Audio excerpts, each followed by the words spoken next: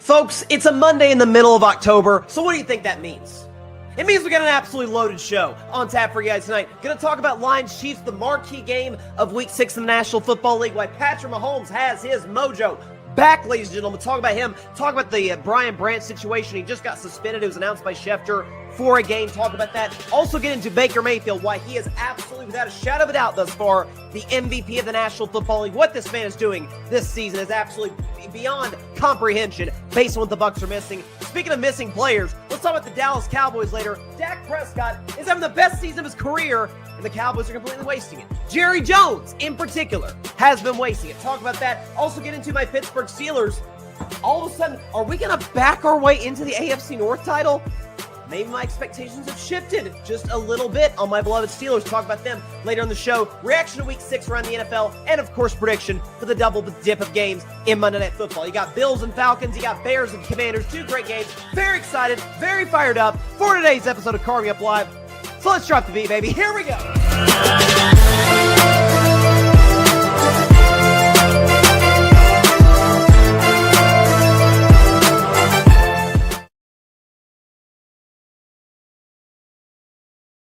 Here we go. Good evening, everybody, and welcome to Carving It Up Live right here on YouTube as well as on X, Facebook, and on Instagram. I am Bryson Carver. I'm feeling a little bit better today physically. I'm still kind of getting there.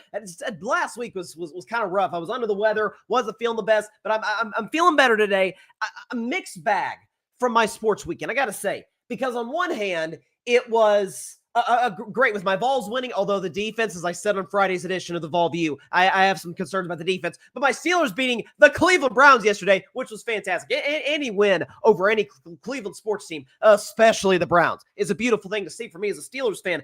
But on the other hand, a 1-2 week on If I Were a Bet Man, which was brutal. It's my first losing week that I've had in a while, so that hurt.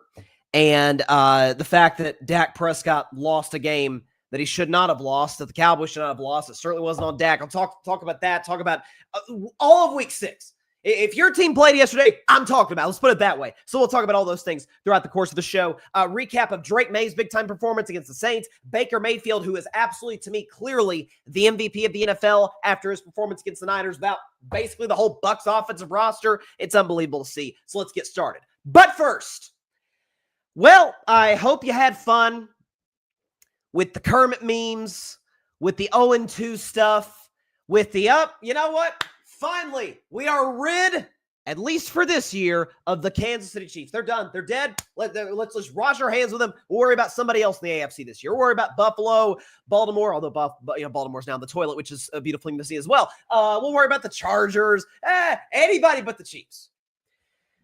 But of course, doing that would neglect a very, very obvious fact, is that when you've got a team that's got the best coach in the world, the best quarterback in the world, one of the best defensive coordinators in the world, and oh, by the way, they went to 5 of the last Super Bowls, including the last 3 in a row, and won 2 of the last 3 championships, and 3 of the last 6, you probably shouldn't write them off, until they're literally dead, until it's 34-0 in the Super Bowl, like it was against Philadelphia. Until it gets to that point, they're always alive. They've always got a shot. And what is absolutely terrifying about the Kansas City Chiefs, because they beat the Lions last night 30-17. The offensive production, we'll touch on the Brian Branch situation later. The offensive production is not that shocking. We can show you what Mahomes did last night to Detroit. He absolutely, to use the name of the show, carved him up. 4 total touchdowns, 3 passing, 1 rushing, no interceptions, 73% completion, 257 passing, a pass rating of 132.2, and a QBR 0-100 of 81. So he was absolutely sensational last night. That part isn't shocking, because as we knew, once he got Xavier Worthy back, which they did against the Ravens, and what a shocker, the offense has yet to not score 30 at this point in the season, since they've got Xavier Worthy back. Hollywood Brown's out here catching touchdowns. Travis Kelce looks like he's gotten some of his explosiveness back. Maybe an offseason kind of focus more, and this isn't even a knock on Travis's personal life, but focus more on football as opposed to learning choreography at Eras Tour concerts. That's the reality of it. Travis, while he's not the player he used to be, still is showing more juice than he did a season ago.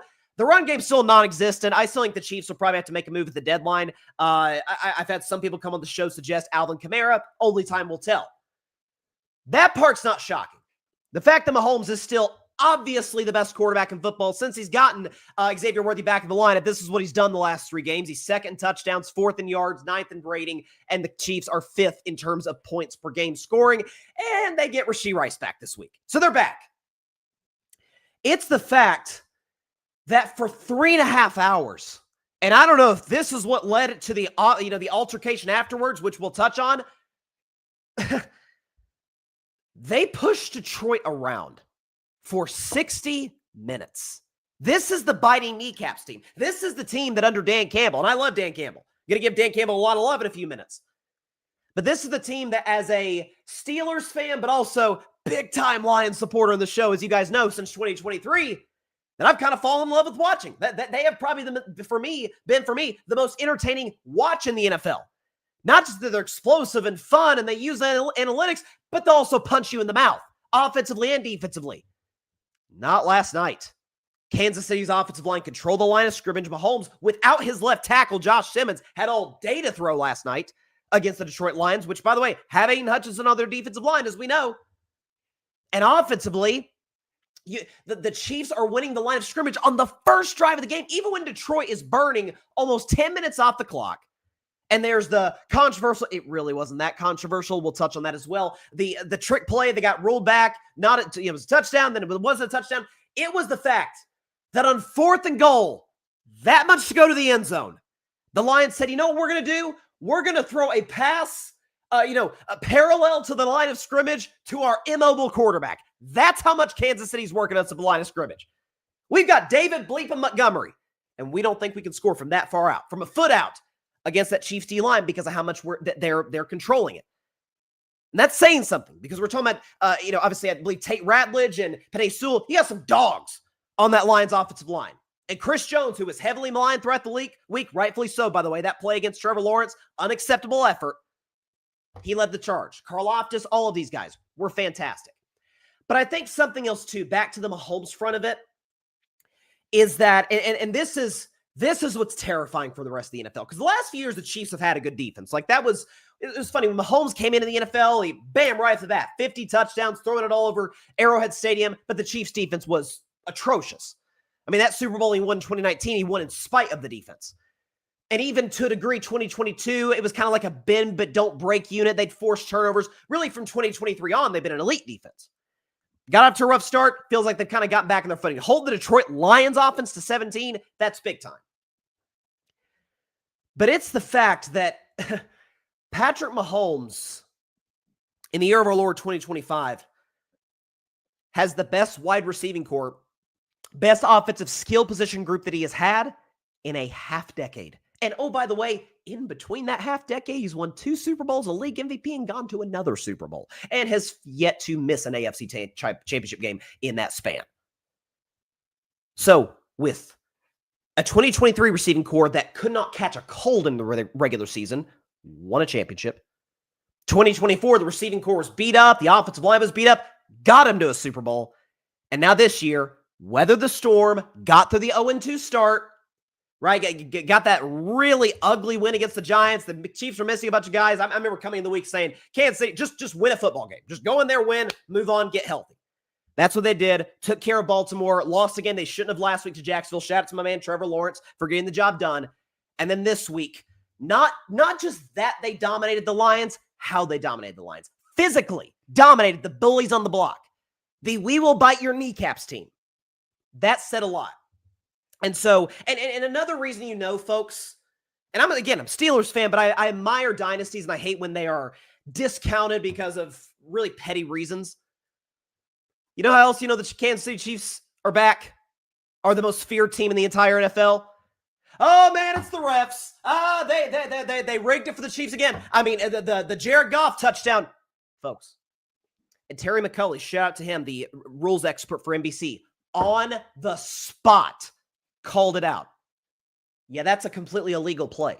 Jared Goff cannot line up under center. If you guys didn't see, it's 4th down and goal at the Chiefs' 1-inch line. Again, why they weren't running with David Montgomery probably shows how much the Chiefs were dominating the line of scrimmage, but you still give it to David Montgomery. Regardless, Jared Goff's lined up from under center, then backs up and is rolling out in motion to the left. if he's under center, he has to get set before the ball is snapped. He cannot be in motion. He was in motion, therefore that is an illegal play. I mean, even Tony Dungy, the great Hall of Fame coach Tony Dungy, who works for NBC, he said he had watched Lions practice on Friday and was like, yeah, that maybe the rules have changed since I stopped coaching, but I don't think that's legal. Of course, it was not. The officials threw the flag, correctly so. But if people are calling about, holding here.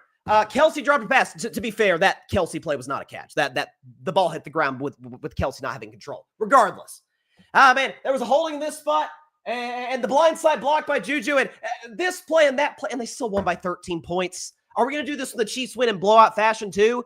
See, last year the whole thing was, they wouldn't have won all these games if it weren't for the refs, because all these games were decided by a field goal or by, in the case of Isaiah Likely, a toe out of the back of the end zone, and this play and a blocked field goal and a field goal that barely went in against the Chargers. And well, last night they dominated the Lions. Last night they smoked them in the second half. Last night Mahomes was flawless. Running the football, throwing the football, all of it. That's when you know the Chiefs are back. This, I got to say, this has got to be the most terrifying 3-3 team in the history of the NFL. I've never seen anything like it. The defense is back. The offense is rolling for the first time in years in Kansas City. And Rashee Rice hasn't played a snap of football yet. As I've said coming into the season, it's why the Chiefs winning the Super Bowl this year. The trio of Rice, Hollywood Brown, Xavier Worthy have not played a snap together as Chiefs. That will change this week when the Chiefs play the Vegas Raiders. Yeah, they're back. I mean, we knew they kind of officially announced they were back a couple weeks ago when they dominated Baltimore. Although these days everybody's dominating Baltimore with that awful defense and no Lamar Jackson. But yeah, this is the old Mahomes. This is the downfield shots, making plays outside the pocket, using his legs. He's using his legs more than he ever has, which I don't know if Andy Reid necessarily loves that. He'd like to establish somewhat of a running game. They can't seem to do so right now. Again, I think they'll make a move at the deadline, but the offensive line is fixed. They're back. I hope those of you that hate the Chiefs and hate dynasties and hate winners, I hope you had fun with your memes and with your, thank God we don't have to worry about the Chiefs this year. Hope you had your fun. Because it's over now. They're about to roll through the AFC once again. On the Lions side, and it really the only thing to talk about on the Lions side is the Brian Branch thing. So for those that didn't see it, here it is. Brian Branch. So after the game, there's Patrick Mahomes. He's trying to shake Brian Branch's hand, and Brian Branch doesn't respond. Mahomes like, okay, that's crap. And then Juju Smith-Schuster comes up, shakes his hand, and Branch shoves him in the face, which ends up leading to a pretty massive altercation featuring both teams, the Chiefs and the Lions, which apparently those that are, have kind of looked at this through the lens of the internet and previous plays have said, hey, late in the game, Juju Smith-Schuster had a blindside block on Brian Branch. That's why Brian Branch was ticked off. And he kind of alluded to that in a press conference after the game. But yeah, we'll show it one more time. Here you go. I think kind of knocked the kind of got Juju a little woozy. Like he kind of took a minute to respond. They're like, whoa. Like I think he kind of had some butterflies there. So Brian Branch, it was announced by Adam Schefter about an hour and a half ago that he has been suspended for a game. I'll be honest, before I even talk about the incident itself, just on the suspension, this may sound controversial. I don't think I would have. I definitely would have fined him. That goes without saying. And maybe this is just the Southern boy in me talking. I don't know. There's one reason I would not have suspended him. Because they didn't suspend Jalen Carter. And I'm sorry, again, maybe this is just how I was raised. But spitting at a person, to me, is 15 times more disrespectful than shoving them in the face. Not saying shoving them in the face doesn't deserve a punishment. It does. But again, the Jalen Carter thing with Dak, forget that it was Dak. If he did that to anybody, like that's as low as you can get. You are saying to another person, you are lower than the dirt. I thought it was unacceptable. I thought it was ridiculous. The NFL did not suspend Carter for a game. Regardless, they suspended Brian Branch. And it's not like I'm not feeling a lot of sympathy for Brian Branch. He put himself in that spot. And Dan Campbell talked about it after the game, his disappointment in his player. Let me start with this. I love Brian Branch, but what he did is inexcusable, and it's not going to be accepted here. It's not what we do. It's not what we're about. I apologize to Coach Reid and the Chiefs and and Schuster. That's not okay. That's not what we do here, and it's not going to be okay. He knows it. Our team knows it, and so That's not what we do. That said a lot about Dan Campbell, because a lot of coaches in that spot would have almost felt obligated to defend their guy. Like, well, because because he wears the team's colors, because he's in this locker room, I really think he screwed up. Like, I'll kind of slap on the wrist, but I'll defend my guy. But because Dan Campbell has created so great of a culture in Detroit, he's got the equity in that locker room. He's got the trust of that locker room to be able to say, yeah, that was crap, what you just did out there. That was an embarrassment to me. That was an embarrassment to your teammates. That was an embarrassment to your organization, the city of Detroit. You can't do that. I've seen even Lions fans on social media like, yeah, that was Bush League. And it was. And I think, listen, I still have the Lions as a contender, obviously. I've been a Lions believer since well before the 2023 season started, when I had them going to that year's NFC title game, and they came through for me. Shout out to the Lions for that. But obviously they're a contender, but there are two things that concern me. A, that the first time they got absolutely pushed all over the field for 3.5 hours, that's how Brian Branch took it out. And his compadre, the other safety, Kirby Joseph, I would argue acted maybe even more immaturely on social media. If you haven't seen Kirby Joseph's Twitter, most of us hasn't. I certainly had him before today. It is, if you go on there, it is just tweet after tweet. It is 12 hours of tweets about how the refs screwed over the Lions. And it's like, okay, if this is supposed to be the accountability first culture, the football first culture, this is who we want to be. We want to establish a physical brand of football, no BS, no nonsense. We're going to have fun, no question. Lions are a fun culture, but we are we're going to hit you in the mouth. Tough guy culture. And your two safeties, one's getting into altercations. We're starting altercations that didn't need to be started, obviously. And the other guy's out here blaming refs on social media. What does that say about the locker room? To me, it's not a knock on Dan Campbell. I don't think that is in the slightest. What does that say about the Lions locker room? That one game, man, it shook them up bad. Maybe it was if we can beat the Chiefs, I know the Chiefs are in an opposite conference. The only way that we can play them is we go to Super Bowl, but we think we can go to the Super Bowl. So who knows? We could see them. We could bury them now. They're 2-4, which I don't think they would have been dead at 2-4, but regardless, and they kind of punked us. We're the big bullies in the street, and they punked us.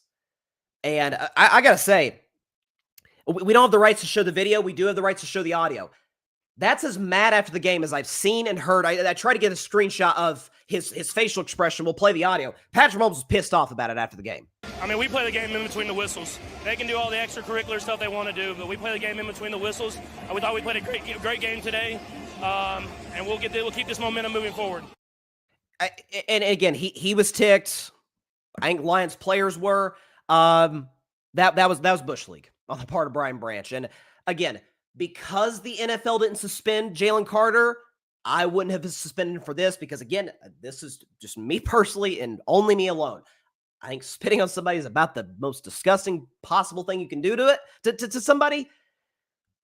But I'm not exactly crying crocodile tears over a guy who shoved a man in the face, had his nose bloodied up and gets suspended for a game. He put himself in that position. He's got to live with the consequences. He can't appeal the suspension. According to Schefter, did report that he can appeal the suspension. My guess is he probably will, and he's probably not going to win. It's a bad look for the NFL. It's a nationally televised game. Two of the bigger draws in the NFL, the Lions and the Chiefs. It's not a good look for the league, and they're probably right to suspend him. Just me personally, if they didn't suspend Jalen Carter, I wouldn't have suspended Kirby Joseph. But that's just me. Let's talk about another player who is a fireball, but boy, he has learned to kind of rein it into being arguably one of the 5 best quarterbacks in the league, and I never thought I'd be saying that about Baker Mayfield. So the Bucs won yesterday, 30-19 over the San Francisco 49ers. San Francisco, this team can't catch a break. I've never seen anything like this. I mean, now Fred Warner's gone for the season. He had a gruesome ankle injury, so he's gone for the year. Nick Bosa's out for the year. George Kittle's going to be out a while. Ayuk is out, and Juwan Jennings has missed time, and Ricky Pearsall, who had a great start to the season, he's out, and Brock Purdy's out. I mean, this team is ravaged by injuries. I've never seen a team get this injured this quickly, and I don't think any of us are shocked by it. I don't know if it's the medical staff in San Francisco. I don't know if it's Shanahan, who I love, but my gosh, I've never seen anything like this in my life. But on the Bucs side, I want to talk about Baker Mayfield. If the MVP race closed today, if the season came to an end today, October 13th, 2025, first of all, that'd be unfortunate because it'd be a month-long NFL season. But if it did, Baker would be your MVP. And again, we're still early. We still have 3 months left of football. There's a long ways to go. There's a lot of guys that's putting themselves in the MVP discussion. I'm about to talk about Dak Prescott in 10 minutes. He's doing everything he can just to keep the Cowboys competitive, much less winning these games.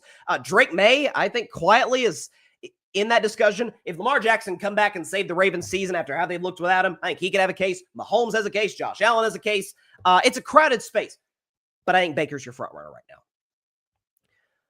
When we talk about, system quarterbacks, franchise quarterbacks, superstar quarterbacks.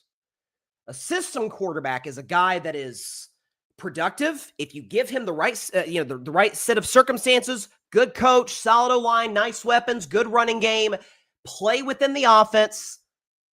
He can be successful. Matter of fact, in some cases, he can even fool people to think he's elite.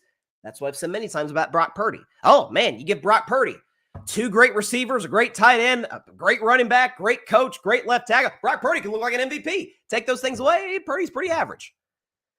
And then there's a franchise quarterback like Jared Goff, who similar circumstance to Purdy in the sense that because of his, he's different from Purdy in that he's kind of immobile. But if you give Goff a good O-line and good weapons, he can be really good. Last night, notwithstanding, Goff was fine, not great.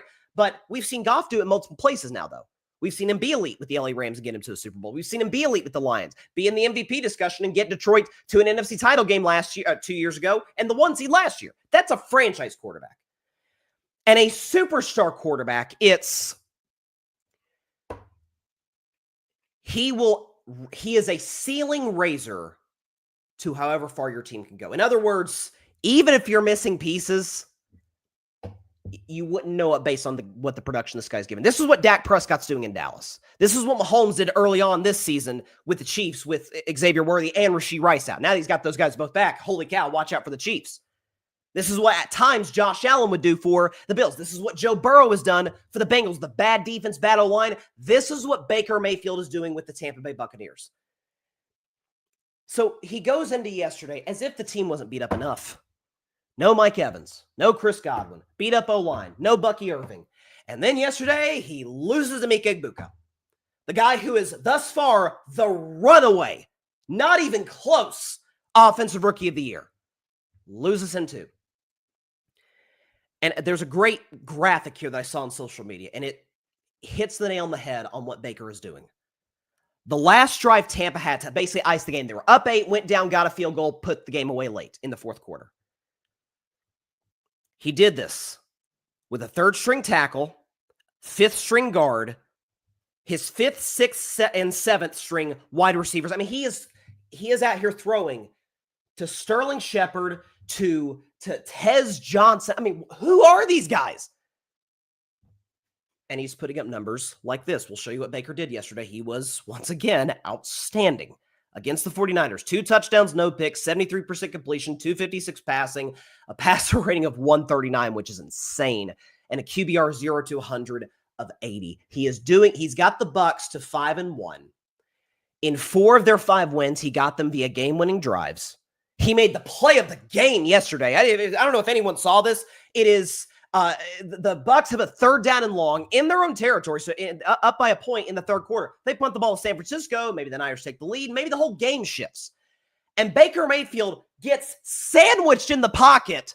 Somehow, Nance had a great call. Jim Nance, one of the all-time great broadcasters. Nance had a great call where he's like, oh, he's not going to have a chance. Nope, never mind. Yes, he is.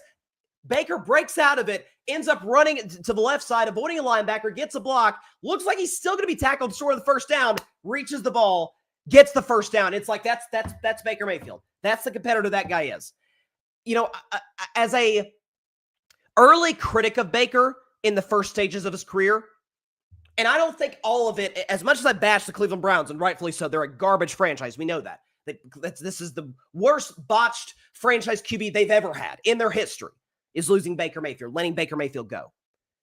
But some of the stuff that went wrong in Cleveland was on Baker. Immaturity, not taking the best care of his body. It just wasn't the player that he is today. Humbled in Cleveland, really humbled in Carolina, cup of coffee at the Rams, kind of, revitalizes his career briefly, goes to the Bucs, and obviously the rest is history. He was excellent in 2023, fantastic last year, and he might be the league MVP this year.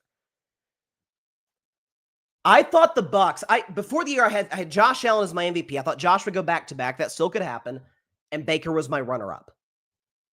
And the reason I had Baker as a runner-up, and potentially he could win the MVP, I thought coming into the season was, you show me the weakness on this offense. O-line is stacked. Bucky Irving had an amazing rookie year, so he's coming back year 2, rejuvenated. And you've got Mike Evans, Chris Godwin, Emeka Egbuka, K-Dot. This offense is loaded. And he's missing basically all of those guys. But really, except for K-Dot. He's missing all of those guys. And the Bucs are 5-1, best record in the NFC, tied for the best record in football with the Indianapolis Colts of all teams. Who'd have seen that coming? And Baker's just getting win after win, making clutch play after clutch play runs. He's in the best shape of his life. He's got some real mobility now. His accuracy has always been excellent, upper echelon of the NFL. It's remarkable what this guy's doing. Absolutely remarkable, and he's your MVP as we sit here today. I thought he'd be MVP in large part because of his own production, but also what he had around him. Well, none of those guys are around him, and he's still giving that production. Unbelievable stuff. So kudos to Baker Mayfield. Kudos to the Bucs. That was impressive win yesterday against San Francisco. And again, as for the Niners, they're just running out of bodies. I don't know what you want me to say. I've never seen anything like this 6 weeks into a season. So San Francisco's in trouble, no doubt about it, with the number of guys they've lost. Getting some of their wide receivers back will help. Ayuk, Pearsall. But Fred Warner coming back, that sucked to see. Nick Bosa's not coming back. They're running out of guys. There's just no other way around it. But I just can't get over what Baker Mayfield's doing right now. I can't. It's amazing. It's as great of quarterback play as you'll see. I mean, there are guys that might be putting up comparable or better numbers. Again, this is an MVP race that if things hold as they are now, and again, we're only 6 games into the year, and we get to December, January, and some of these guys are still playing as well as they are, this will be a great MVP campaign going down the stretch. But if the season ended today, that'd be a bummer because that'd be a pretty short season. But if it did, Baker's your guy. Baker would be the league MVP. And, this is just a classic story of talented guy, went to an awful situation. Jets and Browns are the 2 worst situations to go to as a quarterback in the NFL. It's a place where all young quarterbacks' dreams go to die. But he had his own personal faults, did Baker. And it didn't work out in Cleveland, and it really didn't work out in Carolina. And he looked in the mirror, saw where he fell short, and was able to see, I have the strengths that make me great as a player, as a competitor. I am fiery. I'm a cutthroat guy. Baker still got that. He's just able to harness it in the ways that help his team win football games now. And I give him nothing but love and admiration and credit for that. Kudos to Baker. That's watching him. This is as cool of a comeback story as you'll see in the NFL. And Baker's got a legit case. He's one of the 5 best quarterbacks in the world. What he's doing with nothing around him. Unbelievable stuff. And the Bucs are 5-1 almost entirely because of him. All right, we're going to take a 1-minute break. But when we come back, speaking of quarterbacks that have nothing around them and yet are playing A-plus football, except in this case, their organization is wasting them. Shocker, shocker. Talking about Dak Prescott and the Dallas Cowboys. This is an abomination what's happening right now in Dallas. Talk about this, as well as my Steelers, by the way. Very happy. Got to get this terrible towel put around my neck. Happy with what I'm seeing from my Steelers, and maybe expectations for my team have been adjusted a little bit. Talk about both of those things and more in just 1 minute and Carving Up Live. Don't go anywhere, folks.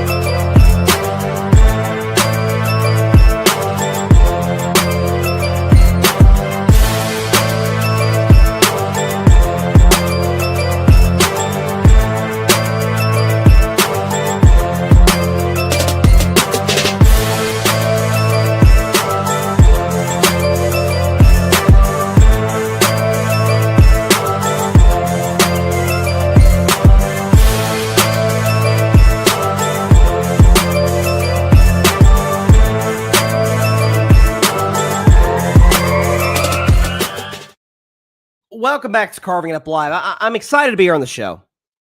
I'm excited to do a Monday reaction. It's days like today that I just long for it during the summer when it's just the dog days of the baseball season. NFL training camp hasn't started. The NBA season just ended. There's nothing to talk about. And it's days like today that I'm always very excited to do. Let's talk about America's team. How about them Cowboys? Yeah! Dallas Cowboys lost yesterday 30-27 to the Carolina Panthers.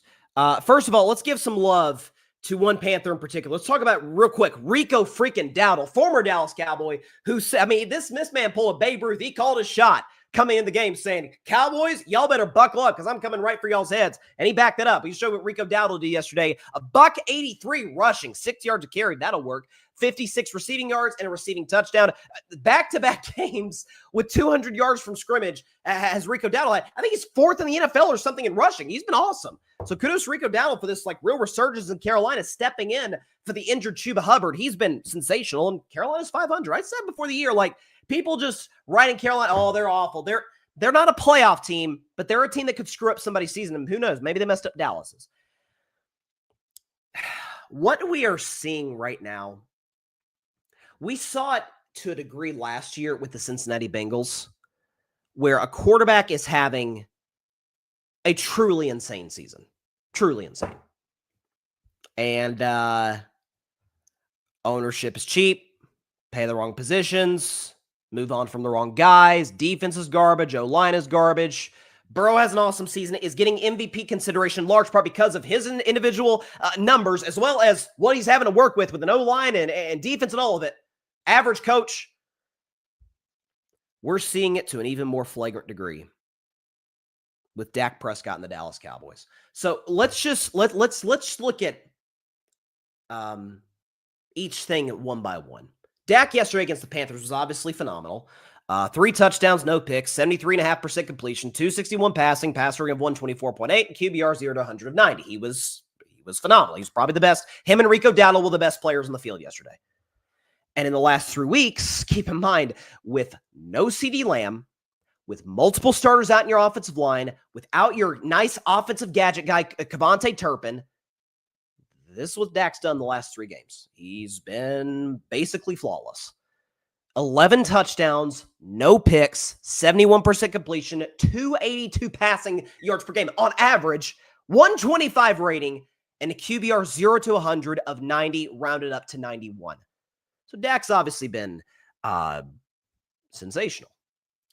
But if you look at the Vegas odds today, Dak is not in the top 10 for MVP. Now, that to me is insane. But what Vegas would say today is, his team's 2-3-1. What do you want us to do? Now, obviously, Vegas has not decided the MVP is. That's up to the voters. Can we show? Let me phrase it like this. Dallas's defense is not bad. That would be an insult to bad defenses around the NFL. I think the Buffalo Bills have a bad defense. The numbers would bear that out. They're not good. But that'd be an insult to the Bills to call the Cowboys a bad defense and put them in the same category as Buffalo. The Dallas Cowboys are a historically bad defense. Let's show Dak's numbers this season and then show what the Cowboys defense has done. This season. This is where Dak ranks in these numbers. Dak Prescott is second in touchdown passes. Passer rating, that's a little bit messed up, but Dak's in the top 2 in passer rating, or top 5 in the passer rating. I apologize for that. Second in touchdown passes, 4th completion, 2nd pass yards. Passer rating is of a top 5 QBR. He is in 2nd. Sorry for the little typo on the passer rating. So Dak has obviously been flawless this year.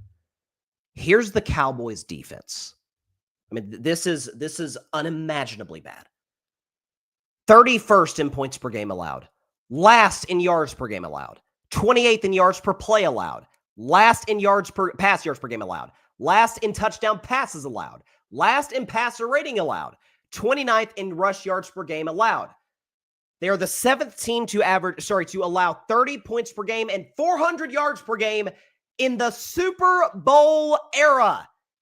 For those wondering, We're about to play the 60th Super Bowl this year. So the last half century plus, 7th team are this year's Dallas Cowboys to give up 30 points per game and over 400 yards per game. And Todd Archer came out with a great stat that shows just how much the Cowboys are wasting Dak. Can we put up Todd Archer's tweet from yesterday? Because it kind of puts it into context. Since starts were first tracked in 1950, Dak Prescott is the first quarterback to have 11 or more pass touchdowns / rush touchdowns, 0 turnovers, and a non-winning record over a 3-start span. So can we one more time show the numbers in those last 3 weeks Todd Archer's talking about? 11 touchdowns, no picks, 71% completion, 282 pass yards per game, a pass rating of 125, QBR of 90. Dak has been a perfect quarterback the last 3 weeks, and frankly, all season long. Without CeeDee Lamb, with offensive linemen out, with Kevontae Turpin out, in the case of yesterday, without a running game, and the defense can't get a stop. It's almost like, I know this is going to sound crazy, it's almost as if trading one of the 5 best players at his position in the entire sport was not a good idea. Because that's what Jerry said, right? Jerry said that, we traded Micah Parsons and we got Kenny Clark in the deal from the Green Bay Packers, defensive tackle, really productive defensive tackle, Pro Bowler, to fix the run defense. Can we put up that graphic one more time? And can we look at the rush numbers again? Because, that's interesting. They're the 4th worst team in football in terms of rush yards per game allowed. It doesn't appear like trading Micah Parsons has fixed the run defense. I know that's a shocker, but that has not occurred. It's almost like if you took Pat Surtain off the Broncos, their defense would be worse. If you took, we just saw it yesterday, take Fred Warner, God bless him, knock on wood for him, take him off the Niners, their defense isn't as good. If you took Max Crosby out the Raiders, their defense would be awful. Heck, a good defense, bordering on excellent defense, my Pittsburgh Steelers. Take TJ Watt off. We've seen the numbers. I've done the stats over and over on the show. Take TJ Watt off the Steelers. They're a disaster. Mike Tomlin, defensive coach, all that money spent on the defense. They're awful without TJ Watt. Shocker. Dallas trades Micah Parsons. Dallas trades a guy who we can show you what he was in his career in Dallas. 5th in sacks, tied for 5th in tackles for loss, 2nd pass rush grade, 2nd pass rush win rate, 1st, numero uno in the NFL in pressure rate. Almost like trading that guy would actually make your defense significantly worse. And as a result, you are wasting one of the greatest quarterback seasons in the history of your storied franchise. Ever. Dak's top 10. I thought Dak couldn't surpass 2023. At least he had CeeDee Lamb in 2023. At least the defense had Micah Parsons in 2023. For now, Lamb's out with injury. Now, George Pickens, to his credit, stepped up. George Pickens has been, aside from Dak, the one bright spot in the Cowboys offense. But yesterday, couldn't run the football. And I've given Brian Schottenheimer love on the show, and will continue to if his coaching performance has been what it's been over the course of the season. But the heck was the play call on that last drive, man. 3 passes behind the line of scrimmage. Let Dak air it out. Let Dak cook. George Pickens is killing the Panthers secondary. Throw it to him, down the field. And the offensive linemen, some of these guys will be back. CeeDee Lamb will be back. Kevontae Turpin will be back. Folks, if you gave the Dallas Cowboys a league average defense, they're a Super Bowl contender. With their quarterback playing like this, with the run game, yesterday notwithstanding, being as solid as it's been, with it appears to be, upgraded head coaches they have, with Brian Schottenheimer over Mike McCarthy, that is a team that could win the NFC. But Jerry Jones, for pride purposes, hey, listen, Micah's not good against the run, so because of Micah's one flaw as a player, let's just get rid of him. Let's bring in a guy who can stop the run. And by the way, I'm not blaming this on Kenny Clark. It was not Kenny Clark's job to come in and fix the Cowboys defense. That's not fair to him. Micah Parsons did fix the Cowboys defense. He did mask their flaws in the secondary, which they've had, I've said on the show, for years. Trayvon Diggs has never been a good corner.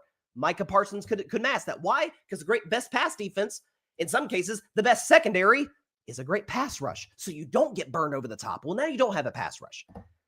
Now Micah Parsons, if it's 4th down and 3 like it was yesterday, isn't there to make a play. on Bryce Young so he can hand the ball back to Dak Prescott so he can go down. Brandon Aubrey can walk it off with the gun with the field goal, and you walk out of there with a winning record.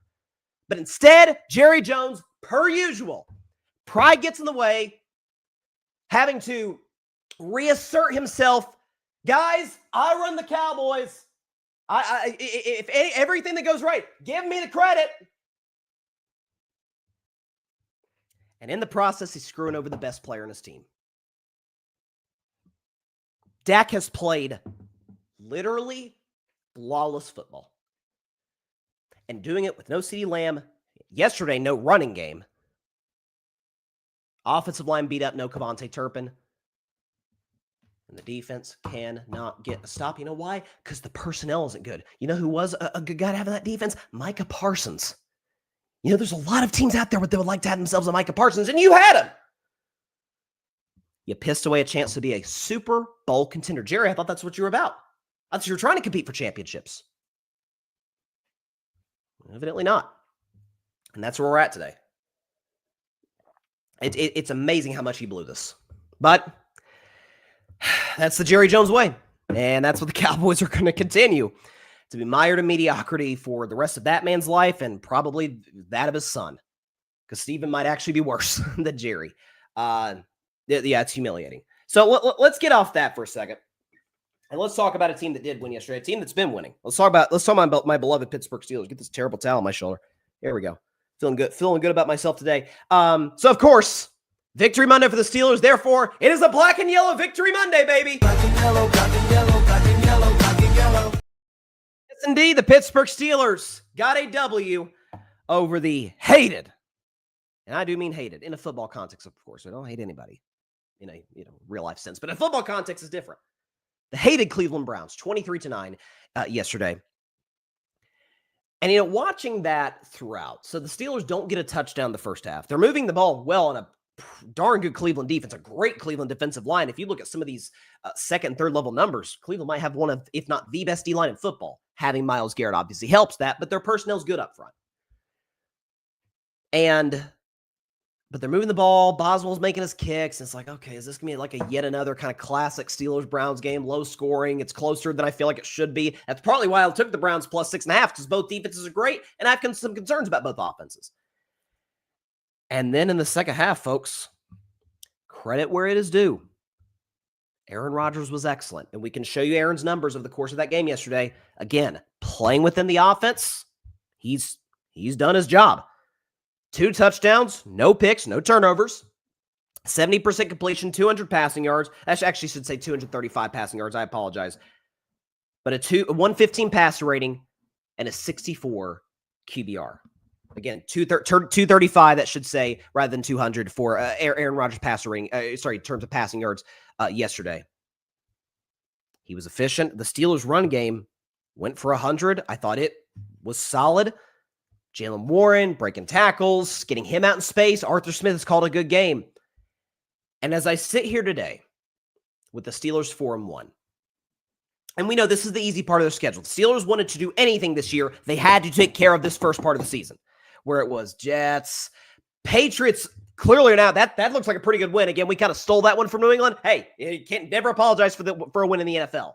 But it's the Browns and the Vikings with their quarterback topsy-turviness, if you will. You had to take care of this part of the schedule. But now you look up and you say, okay, short week on the road in Cincinnati this Thursday. You get a win over the Bengals. You're 5-1. At this point, with the AFC North, if you take out the Steelers being the worst division in football, it's awful. We knew the Browns would be bad coming into the season. That went without saying. But the Ravens with no Lamar Jackson and a god-awful defense here, they sit at 1-5. They mustered 3 points against the Rams yesterday. And the Bengals have lost 4 games in a row. Hopefully after Thursday, it'll be 5 in a row. And even if it is 5 in a row, they'll be in second place at 2-5. In other words, the Steelers can create some real distance in the AFC North. At this particular moment in time, I expect, as a Steelers fan, for us to win the AFC North and have a home playoff game at Acrisure Stadium. At this point, I think that is For every single Pittsburgh Steelers fan, that is a reasonable expectation to have. And my biggest knock on this squad, my biggest knock on Mike Tomlin has been, the non-losing season, that's great. Generally speaking, you do have good defenses. The Steelers pay a lot of money for defense, more than I'm comfortable with. But hey, the defense is great. TJ Watt was awesome yesterday. Nick Herbig was fantastic yesterday, in large part because the attention that TJ Watt draws, all of it. Is it too much to ask? Can you win a playoff game? Can you win a playoff game? That's all I'm asking. Well,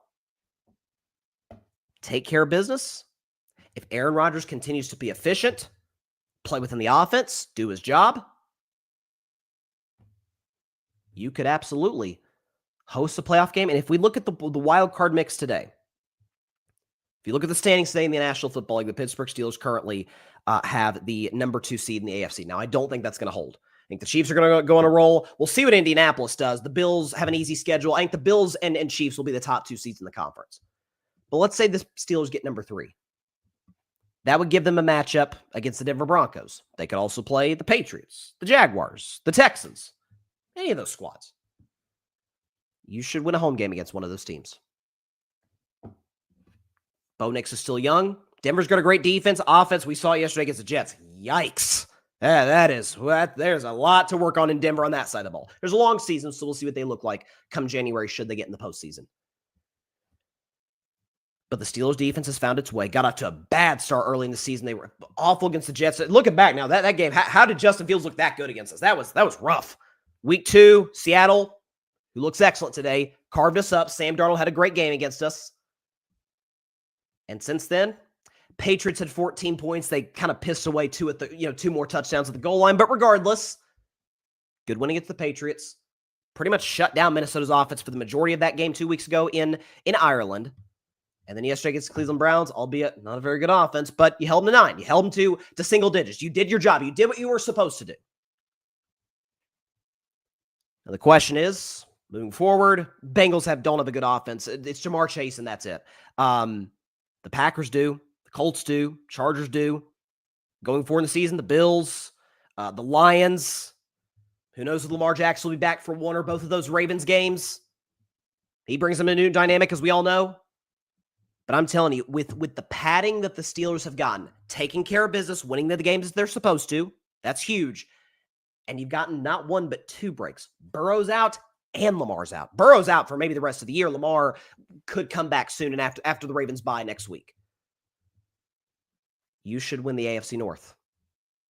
And a lot of that is because, again, credit where it is due. Aaron Rodgers has played quite well.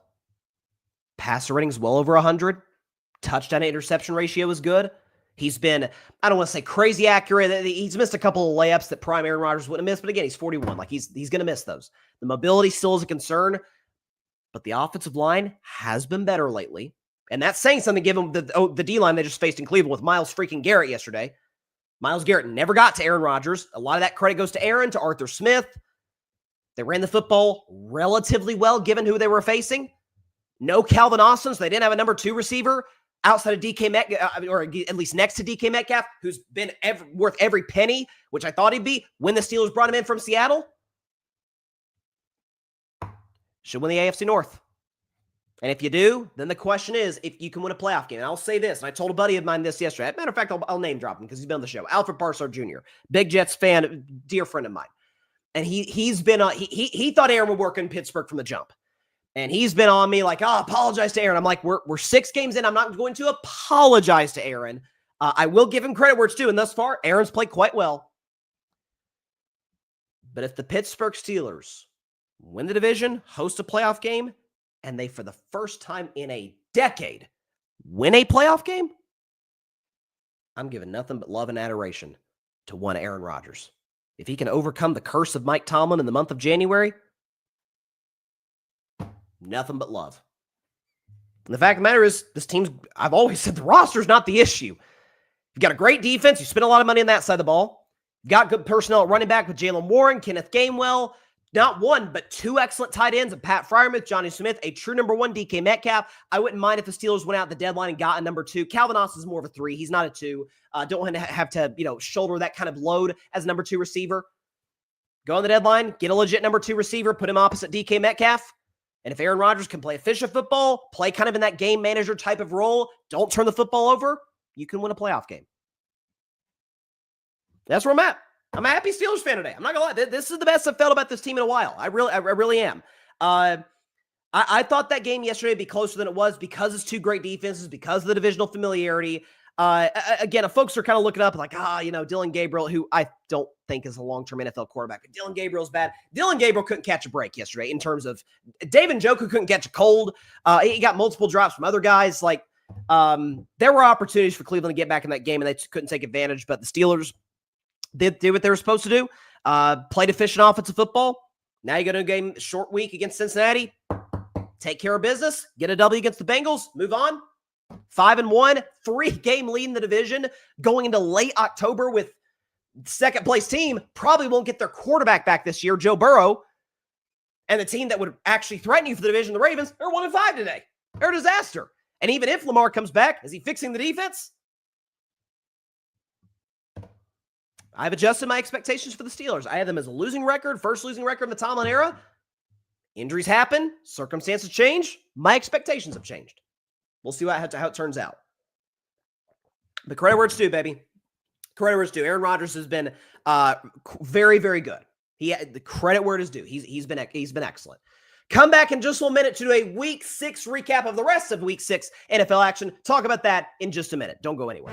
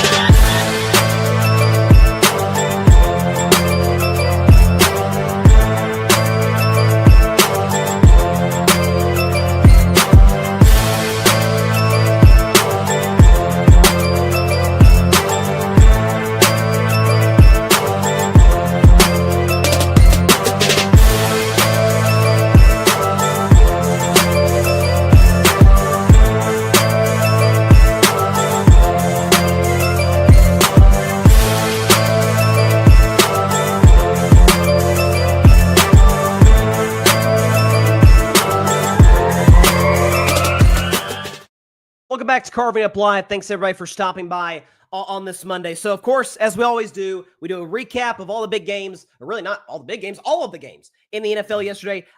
I'll say this. Keeping it real on this show. Compared to the first month of the season, not quite as exciting as some of the games as we've seen recently in the NFL. Like the great thing about, especially the early part of the regular season, excuse me, when there's always the teams we think will be good, get off to a rough start. The teams we didn't think would be good, get off to a hot start. And will that team sustain it? Will the good teams we thought would be good, can they get back on their feet? All of it. And in that mix, especially if you're on the East Coast, 1 o'clock time window, those 4 or 5 games that are decided by the final 2 minutes, it's pure cinema. It's why Red Zone. I don't watch Red Zone, but it's why Red Zone's so popular. I'm a Sunday ticket guy. I got to see the games in the 4 boxes. The quad screen. It's absolutely the best. So let's recap Week 6 in the NFL. We'll start with the morning game, Broncos-Jets, which was just an eyesore of a contest in London. I apologize to everybody across the pond, folks. To my friends in London, that is not the best that this country has to offer when it comes to American football. I'm sorry you had to witness that. Broncos win 13-11 yesterday. The Denver offense was just disastrous. Couldn't run the football effectively. Some credit does go to the Jets defense, but Bo Nix struggled at times with accuracy. They couldn't sustain drives. Again, Sean Payton's happy because they got out of there with the W, but who does Denver have next week? They've got the New York Giants, and that game is in Denver. Giants are coming off of extra rest, but this Broncos offense has just been a roller coaster this year. Think about it last week against Philadelphia. Garbage for 3 quarters, turn on the 4th, and all of a sudden you feel like you got a new Broncos team, and then they score 13 against maybe the worst team in football, the Jets. So as for New York, this is amazing. -10 net yards passing by the New York Jets and Justin Fields. This is, and that the end of the first half, I want Aaron, folks, I've said it so many times on the show. I want Aaron Glenn to work so bad. I do. I want him to work as a head coach. But that clock management at the end of the half was about as bad as you'll see from an NFL coach. You'll see that from time to time. One of the reasons I prefer, one of the many reasons, and I love college football, host a show called the Saturday Morning Tailgate with my buddies Tim and Arthur every Saturday morning at 10 a.m. here on the Grid, Saturday Morning Tailgate. But one of the many reasons I'll always prefer the NFL over college is just some of the basic stuff, is the fact that if we get on NFL coaches for clock management, it's not as bad as college in that regard. Like you'll see guys just bungle a situation, where a team is out their team is out in the field and play clock, all of it. That's what Aaron Glenn pulled yesterday. That was a college football coach error. That was you weren't aware, maybe you didn't believe in Justin Fields. That sends a bad message to your team. It was awful. The Jets are now 0-6. Who do they have next week? They've got Carolina. They're not going to win that game. Carolina's playing good football right now, so I expect the Panthers to go into the Meadowlands and beat the Jets. This is a disaster. Again, I want to root for Aaron Glenn. I am rooting for Aaron Glenn because I like him a lot as a guy. I thought he did a great job in Detroit, but God, this is bad. I know the Jets' personnel is bad, but you can tell when a team is poorly coached, when they don't do the little things right, when they're committing stupid penalties, when they're missing assignments, when they're bungling the clock, and that's what the Jets are doing. So we are a month and a half into the season. The Jets are the last team who have yet to get their first win. Chargers-Dolphins ended up being way more exciting than it looked like it was going to be. So Tua had a dreadful game over the course of this one. Dolphins end up taking the lead. Justin Herbert gets the ball late. Baker Mayfield had the best quarterback play yesterday when he broke out of the sack, ended up running for first down. Justin Herbert was number 2, and it was even more clutch than Baker because it was the final minute of the game. Breaks out of the sack, literally has the ball in his left hand. He's a right-handed quarterback, obviously. Puts in his right, throws a pass to Lam McConkey, who takes the ball into field goal range, and Dicker, the kicker, wins it for the Chargers. Yeah, that's a classic kind of, and I said this coming in. I said that this is guys, we're beat up. Just Jim Harbaugh saying, guys, no Khalil Mack. Both our tackles are out. Our top 2 running backs are out. Let's just go into Miami and let's just get a W and stack wins. Let's get as many of these guys back as we possibly can. Let's get Joe Alt and Khalil Mack back from injury. Hopefully at some point Amari Hampton will be back from injury. But that was a survive and advance type of game for the LA Chargers, who have the Colts, by the way, this Sunday. That'll be a fun game. Oh my gosh. Can't wait to see that one. And for the Dolphins, we'll talk about the Titans. Brian Callahan lost his job. Mike McDaniel can't be too far behind. It's just not working. They're a soft team. They've been a soft team since he took over. Defense is just awful. And the offense, Tua's a limited quarterback. Like, we know that. And Tua had a comment after the game about leadership, and we got a better leadership. Like, well, you're a quarterback. You're the quarterback. You have some say over that, dude. It's not the best look. The best leaders in the NFL are never banging guys for leadership. That's not what they're doing. Patriots over the Saints 25-19. Guys, Drake May's balling. Can we show Drake May's numbers this year? 10 touchdowns, 2 picks, 5-1 TD-INT ratio. You'll take that any day of the week. 73% completion, 253 pass yards per game, pass rating of 112, and a QBR 0-100 of 72. This guy's starting to figure it out. He really, really is the velocity. He's never gotten credit for how well he moves. Again, I know us white guys aren't generally that athletic. Drake May is one of the exceptions. Bo Nix is an exception. Josh Allen, okay? Steve Young back in the day. But in all seriousness, though, Drake May's balling. The deep ball to Pop Douglas, in that game against the Saints, just putting a ton of air on it. The accuracy's there, which wasn't really the case a year ago. He's not turning the ball over that he was a year ago. And again, a lot of this is Drake May was dropped into about as bad of a situation as you could be in a season ago. First-year head coach Jerome Mayo. Again, love Jerome Mayo because he's evolved, but it didn't work whatsoever. O-line was awful. Receiving core was the worst in the NFL. And now Vrabel comes in. Now you have a legit receiving core. You got Stephon Diggs and Pop Douglas and Keyshawn Butte and these guys. A pretty deep running back room. And they've upgraded the offensive line. They've addressed it in the draft. And the defense is playing good football. And you look at the New England Patriots today, you look at Mike Vrabel today, I've said Kyle Shanahan is my coach of the year, and I still maintain that. What Shanahan getting this team to 4-2 is nothing short of a miracle. It is a miracle what the Niners are doing. Vrabel, to me, is on his tail. It's probably Shanahan, Vrabel, and Shane Steichen would be my top 3 for coach of the year. We'll talk about the Colts, obviously, in a second. But, by the way, how about a victory lap for Mike Vrabel? I mean, the Patriots' next game is on the road in Nashville against the Tennessee Titans, Vrabel's old team, who they fired for reasons that I don't think any of us were quite sure of. And they just fired Brian Callahan after Brian Callahan went 4-19 as a head coach. So Vrabel gets to run a victory lap there, to say the very least. So great win for the Patriots. And given how easy their schedule is, it's hard to, I mean, the next few games, we've got Titans, Browns. They should win both of those. Gets a little tough. Falcons, Bucks. Then it's Jets, Bengals, Giants. You got the Jets again and the Dolphins. There's no reason this team should not win 10 games, 11 games and make the playoffs. The way this quarterback is playing, the way this kid is figuring out, we always talk about that year 2 leap. My buddy Tim Barnard has been talking about in the Boston Sports Summit, and be sure to check out his show On the Grid. He's making it. He really, really is. So kudos to Drake May and the New England Patriots and Mike Vrabel, who's done an unbelievable job. Shocker. Fire a great coach. If you're the Titans and your organization gets worse, and kind of fell right into the lap of the New England Patriots. So they're very happy about that. Rams beat the Ravens. This was the only if I were a Batman game that did hit. -7.5. It was bound to happen. That was ugly first half for the Rams. Puka Nacua went down, and according to reports, he might miss some time with that ankle injury, which obviously hurts this offense. But it felt like LA, and again, some of this is West Coast team playing a game that their time would be 10 a.m., so it's a weird sort of adjustment. The weather was kind of lousy in Baltimore, and let's be honest, the Ravens are a bad football team. The Rams underestimated them. They did. It was a 3-3 first half. Turnovers kind of kept the Rams in the game. It was a disaster, and so offense stepped up. Stafford did his thing. They still gave the Ravens multiple opportunities to come back and at least make it interesting. And I said this about Baltimore. I swear to God, I said it coming into the season, that if something were to happen to Lamar Jackson, he were to miss time, Cooper Rush is a really, really good backup. He makes no sense for the Ravens offensively. Tyler Huntley does. And you saw Tyler Huntley gave this offense a little bit of juice, a little bit of a spark, got them to scoring territory, late in the game, gave them a chance to make it interesting. Yeah, the Ravens are in trouble. The bye week couldn't come at a better time for this bunch. They then have a home game against the Chicago Bears in a couple of weeks. Lamar should be back for that game, according to reports, but boy, they're in trouble. I'm loving it as a Steelers fan. I'm loving it.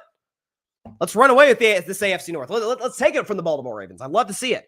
And as for the Rams, again, ugly game, but you don't apologize for wins in the NFL. This isn't college football where you get rewarded on style points. Come in, get a W, let's go home.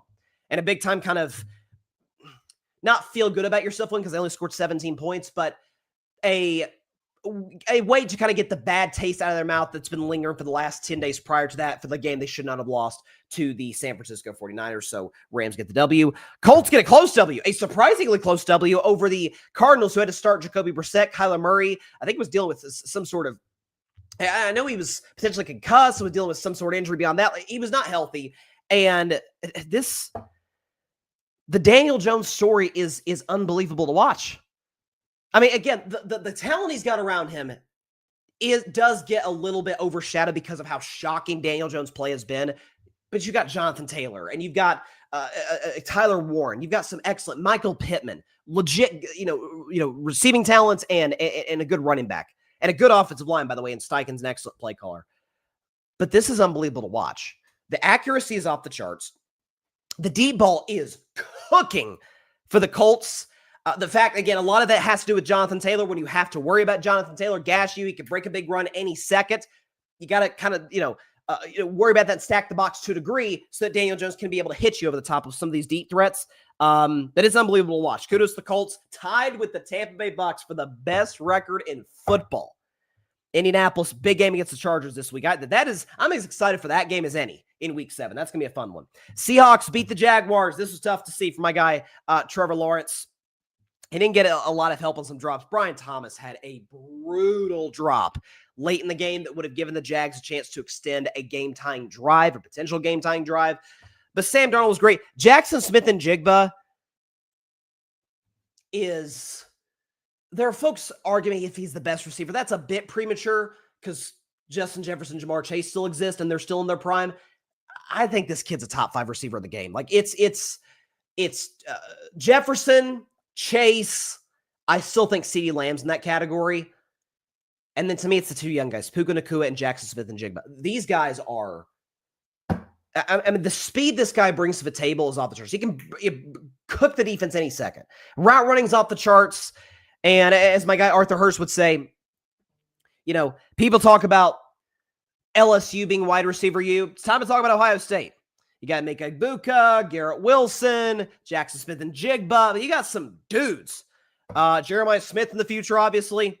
But how many receiving yards does Smith and Jigba? 8 catches for 162. He hit him with the long ball. I think it was from 61 yards out. Just unbelievable stuff. And the Seahawks team is one of those teams that is quietly really, really good. They kind of should be 6-0 today, if we're going to be honest. The fumble off of the offensive lineman's butt by Darnold against the 49ers in week 1. The game last week when they couldn't stop Tampa. Now, some of that you give credit to Baker Mayfield, obviously, but they couldn't stop Tampa last week. The Seahawks very well could be 6-0 today. That is a real legit player in the NFC that nobody's talking about, and they should. Darnold's playing great ball, and Jackson Smith and Jigba. I said coming into the season, this was going to be his opportunity to prove if he was a true number one. DK Metcalf gone. Tyler Lockett was an older player gone. Boy, he has stepped up. He's been awesome. And so kudos to the Seahawks. Talked about Cowboys, Panthers. Raiders beat the Titans. The big story coming out of this game is the fact that Brian Callahan was fired today by the Titans. There was a legit argument that could be made that he was the worst coach in football. Game management was awful. Didn't appear to manage player relationships in game that well. We saw an incident last year with him and Will Levis, who I know is insufferable at times, but still, you don't want your coach doing that. He's losing the locker room. Cam Ward's cussing after games. It's the Titans are a mess. Personnel's a problem in Tennessee, no question, but they've got some guys on that defense. Jeffrey Simmons, they've got some guys. And so hopefully, by the way, this is 5 straight years that a head coach has been fired for the team that had the number 1 pick at quarterback. And so it's been tough to see for Tennessee. Again, I'm not a Titans fan, even though I live in this state, but God, they're bad. They're unwatchable. And Brian Callahan ends his brief Titans career with a 4-19 record. Safe to say they did not upgrade from Mike Vrabel. I think there's no surprise there. Talked about Niners, Bucks, Bengals, Packers. Last game we'll talk about, and then I'll predict the 2 games tonight. One of them kicks off in literally like 10 minutes. I don't know what's up with Green Bay's offense. I really don't. There are moments where they look truly unstoppable. The deep balls work with Jordan Love. I will say Matthew Golden, who I loved coming out of Texas. Loved him coming out of this past draft. And I thought Green Bay got a steal in taking him in late first round. He's really stepping up. He's getting more opportunities, especially, again, with some of the injuries the Packers have at wide receiver. Josh Jacobs ran the football effectively.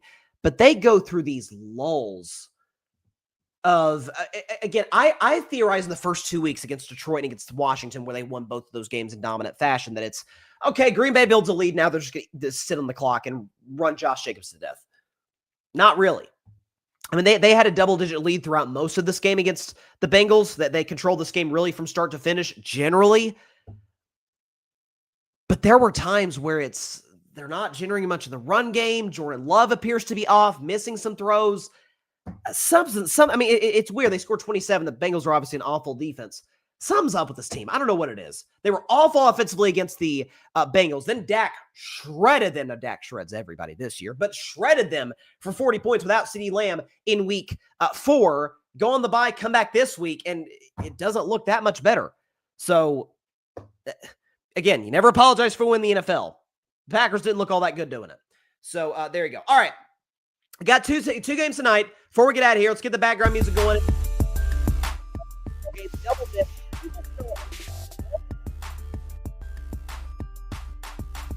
We'll start with the Buffalo Bills going on the road to take on the Atlanta Falcons. The Bills are a 3.5-point favorite in this matchup. Buffalo's obviously coming off that loss to the Patriots on Sunday Night Football last week. Falcons are coming off of a win over Washington and a bye week. So this is a big-time opportunity for Atlanta at home, Monday Night Football. Crazy crowd. Atlanta does have a legit home field advantage in some of these big, kind of night games. They just haven't had a ton of them recently because they haven't been good enough to get a lot of primetime games. So Buffalo's going to be missing Dalton Kincaid tonight, which is a big injury. I believe Atlanta, again, it broke during the show. I believe Atlanta is missing some starters as well. I'm not able to pull it up right at this moment, but Atlanta's missing some guys on that side of the ball as well. Again, you guys know I'm a big fan of Michael Penix Jr. I like him a lot. I love his accuracy. His arm strength doesn't get talked about enough. He moves well enough. He's more of a strict pocket guy, but not in the Jared Goff sense where he can't do anything outside the pocket. He can move a little bit. Drake London's an excellent receiver. Bijan Robinson was awesome a couple weeks ago against the Washington Commanders. And Kyle Pitts has kind of stepped up, at least relative to what the expectations were coming into the season. Can he finally be the Kyle Pitts that a lot of us thought he would be coming out of the University of Florida? He has been. Atlanta, aside from the game against Carolina, has a pretty good defense, and Buffalo's not. There's no other way around it. The Buffalo Bills defense is going to be what I think plays them in the postseason. It's why I predicted Josh Allen to win MVP, because he'd have to be great each and every game. He'd have to win a bunch of shootouts because this Bills team gives up a lot of big plays down the field. The secondary is bad and beat up. Same could be said about the linebacking core and the defensive line. Atlanta plus 3.5 to me is the play. I'm going to go with the Bills to win a close one, 27-24. An Atlanta win here would not shock me in the slightest, but I'll go with the Bills 27-24. Good kind of bounce back win.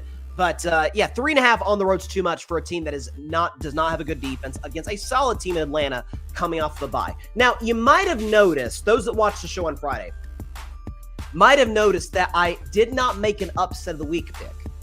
Well, that's because I was saving it for now. It is now time for my upset of the week. I'm sure you know what it is by now. Give me the Chicago Bears over the Washington Commanders, 26-24. Bears plus 5.5 and the straight up W. 26-24 in my ups of the week. Here's why. So this is obviously a rematch of maybe the play of all of last season, the Hail Mary game against between the Commanders and the Bears. Tyreek Stevenson tips the ball up. Noah Brown catches it. Commanders win on a miracle. So Washington is coming off of a very impressive win, 27 unanswered, to beat the LA Chargers on the road last week. As for Chicago, coming off of a bye, they beat the Vegas Raiders in kind of an ugly game in their last matchup. What do we know in the NFL? It's kind of a general rule. Offensive coaches coming off the bye are a force to be reckoned with. Well, this is Ben Johnson's first year as a head coach in the NFL. And while Washington's defense did look quite good, particularly in the second half against the LA Chargers, a lot of that, let's be honest, had to do with some of the personnel issues, some of the injuries the Chargers had on the opposite side of the ball. I still do not trust Washington's defense, particularly their secondary. And so with Caleb Williams, erratic as he can be at times, coming into this matchup, you've got excellent wide receivers, DJ Moore, Roma Dunze, who's been outstanding to start the season. The run game isn't great. This is, to me, going to be the first opportunity for Caleb Williams to kind of put on his big boy pants and say, hey, I'm a legit franchise quarterback in the NFL with the potential, with the talent, to be a superstar quarterback in the future. And Ben Johnson and my weapons can help me develop into that. So on the road, revenge situation, upset of the week, Bears, da Bears, over the Washington Commanders, 26-24. That is my upset of the week. I've gotten 3 straight right. All right, three straight weeks. I've gotten the upset of the week correct. Hopefully I can get a 4th straight. And with that, that is all the time we have for today's show. Appreciate everybody stopping by. As always, be sure to catch Carving It Up on Wednesday at 6 p.m. Eastern, 3 p.m. Pacific time, right here on YouTube, as well as on X, Facebook, and on Instagram. Thanks, everybody, for stopping by on this Monday. Be sure to go subscribe to the Grid Network. That is GRYD, the Grid Podcast Network, right here on YouTube, as well as any and everywhere that you get your favorite podcast. Check out our amazing content creators. Also, check out this Saturday, the Saturday Morning Tailgate Podcast, live on the Grid at 10 a.m. Eastern, 7 a.m. Pacific time. Myself, Tim Barnard, Arthur Hurst, we will get you kicked off for your college football Saturday. Had a great show over the weekend, had a lot of fun with those guys, and look forward to doing another one this Saturday. We'll see you guys on Wednesday. Have a great week. Be safe out there. God bless y'all. Peace out. Maybe the Steelers are back after all. Thanks so much for watching the show on YouTube, and be sure to go click that big red subscribe button and check out the other clips and full shows from Carving It Up Live, as well as our other incredible content creators here on the Grid Network.